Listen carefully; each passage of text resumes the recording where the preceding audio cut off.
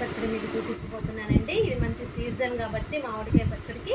So ముందుగా నేను ఇది ఒక సోలెడండి. నేనైతే ఒక చిన్న కాయ ఒకటి తీసుకొచ్చి పెడుతున్నాను. సో సోలెడు కాయలు తీసుకున్నాను.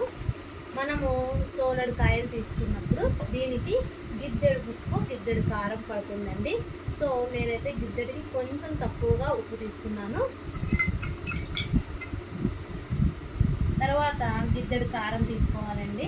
ఈ కారం మాత్రం చూసి తీసుకోండి. ఎంత కారం అయితే పడుతుందో అంత కారము. ఎక్కువగా కారం మంటగా ఉంటే మాత్రం కొంచెం తక్కువ తీసుకోండి.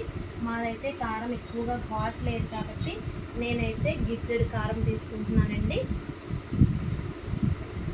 అలాగే దీంట్లోకి చిటికెడంత పసుపు కూడా వేసుకోండి. దాని తర్వాత దీంట్లోకి మనకి వెల్లుల్లిపాయలు కావాలి కదా. సో ఇలా తోలు తీసేసుకొని కొన్ని వెల్లుల్లిపాయలు విడిగా వేసేసుకుంటున్నానండి, కాయలు. అలాగే కొన్ని మాత్రం ఇలా లైట్గా దంచి వేసుకుంటున్నాను, ఎందుకంటే ఇది స్మెల్ బాగా వస్తుందన్నమాట. సో కొన్ని వెల్లుల్లిపాయలుగా దంచి వేసుకున్నాను. దీని తర్వాత అలాగే మనకి ఒక సోలెడు ముక్కలే ఉన్నాయి కాబట్టి సో ఒక 2 స్పూనులు ఆవాలు, 1 స్పూన్ మెంతులేమో వేయించానండి. ఆవాలు వేయించాల్సిన అవసరం లేదు.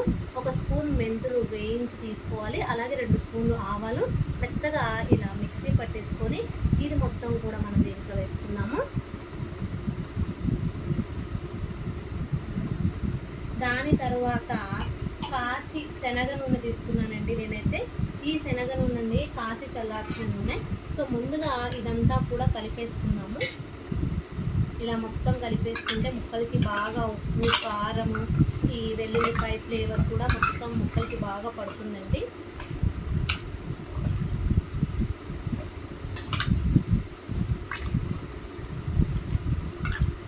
ఇలా మంచిగా చక్కగా కలుపుకున్న తర్వాత దీంట్లోకి మనము కాచి చల్లార్చిన నూనెనండి నేనైతే తీసుకున్నాను కొంచెం.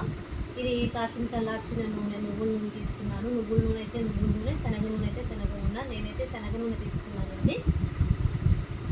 కాచి చల్లార్చుకోవాలండి, అప్పుడే మీకు టేస్ట్ బాగుంటుంది.